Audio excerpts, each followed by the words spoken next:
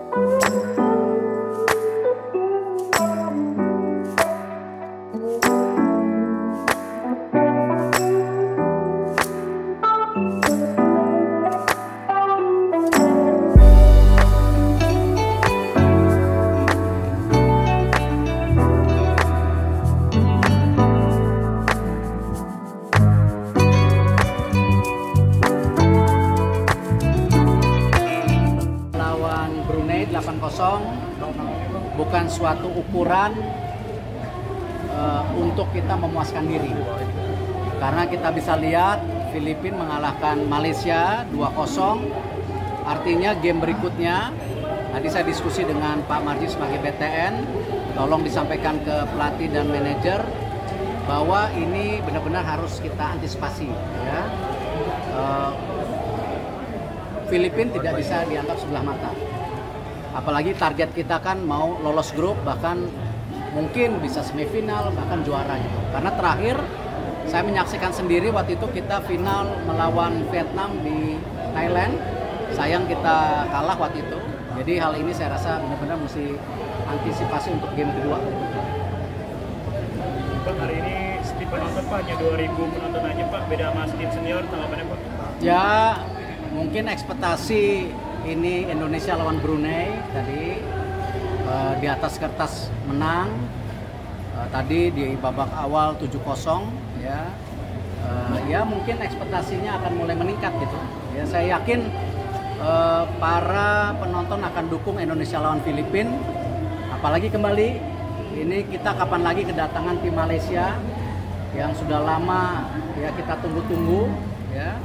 Dan dengan kekalahan Malaysia melawan Filipina pasti mereka akan mempersiapkan diri lebih baik lagi. Jadi ya kembali kalau pecinta sepak bola ya ingat tim ini juga mungkin sebagian besar bisa saja bermain di nanti untuk di SEA Games ya.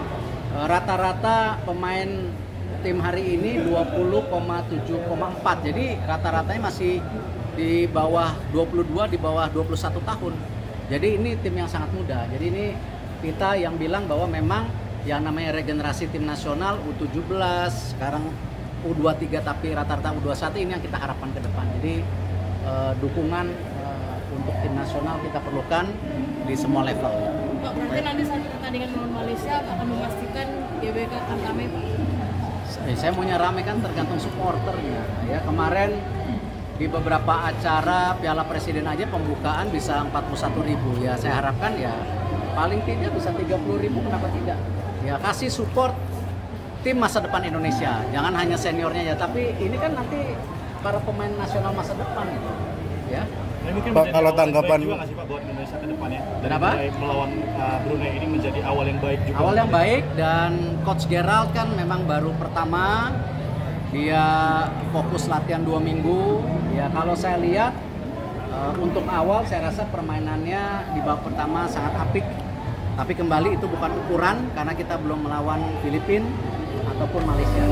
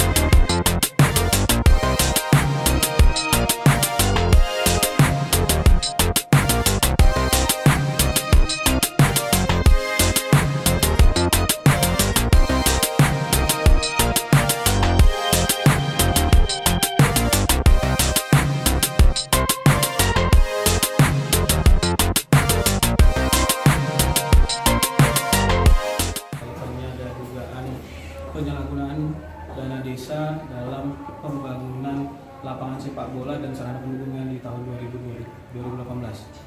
Nah, dari hasil penyelidikan kita yang sudah cukup lama ini, akhirnya disimpulkan 1 orang tersangka sementara untuk kaitannya dengan apa saja perbuatannya, bahwa dalam prosesnya beliau yang melaksanakan tugas dan fungsi dari aparatur pemerintah desanya, seperti mengelola dan yang lain. Nah, perbuatan melakukannya diantaranya adalah kekurangan volume dalam pekerjaan, kemudian ada pekerjaan yang tidak sesuai dengan RAP, dan analisa atas harga satuan barang dari RAP itu tidak sesuai dengan sebagaimana mestinya. Mungkin dari hasil itu, perhitungan dari tim inspektorat ditemukan kerugian keuangan negara kurang lebih sebesar 439 juta rupiah. Jadi mungkin itu saja yang bisa kami sampaikan. Dari pagunya awalnya? Kalau kita mensasar kepada bidang pembangunan. Pembangunannya berapa? Kalau pembangunan totalnya Dianggarkan kurang lebih sekitar hampir 1 miliar. 1 miliar. Ada di pihak ketiga kan apa dikelola sendiri? Semuanya dikelola oleh pemerintah desa, namun dikelola oleh kepala desa. Dalam tahun anggaran yang sama itu? Di 1 tahun anggaran yang sama, tahun 2018. Sementara menurut pengakuan tersangka sendiri, uangnya digunakan untuk apa? Untuk kaitannya itu nanti kita akan jelaskan lebih lanjutnya. Nah, untuk sementara ini kita akan dulu teman-teman, karena ini juga ada proses yang kita ini. Saya rasa cukup, nanti kita